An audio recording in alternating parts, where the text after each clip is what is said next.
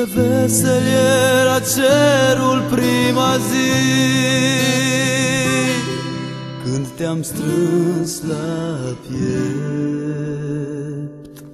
Și ce nori de foc îmi lași în urma ta, dar încă te aștept. Am uitat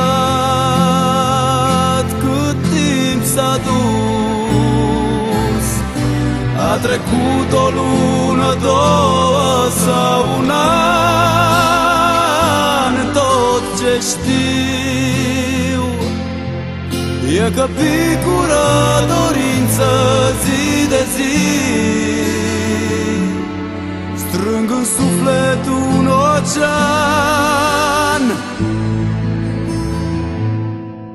Poate că încerc prea mult să mă amăgesc,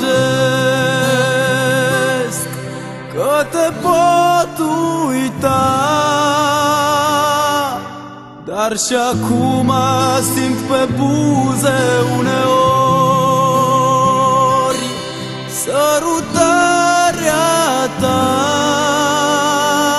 Nu mai știu cât timp s-a dus, a trecut o lună, două sau un an. Tot ce simt e că picură dorință zi de zi, strâng în suflet un ocean.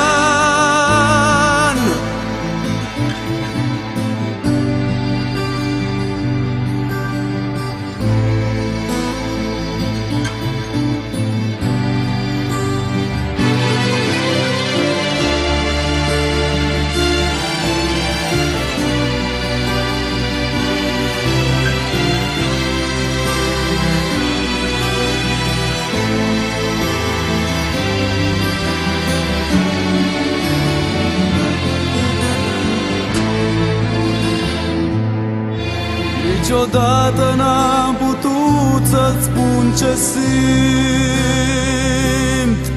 poate că mă tem. Numai luna știe în tăcerea ei cât de des te chem. Am uitat cât timp s-a dus, a trecut o lună, două sau un an. Tot ce știu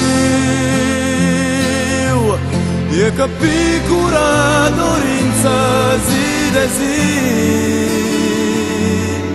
strâng în suflet un ocean.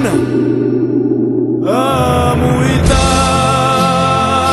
cât timp s-a dus, a trecut o lună, două sau un an. Tot ce știu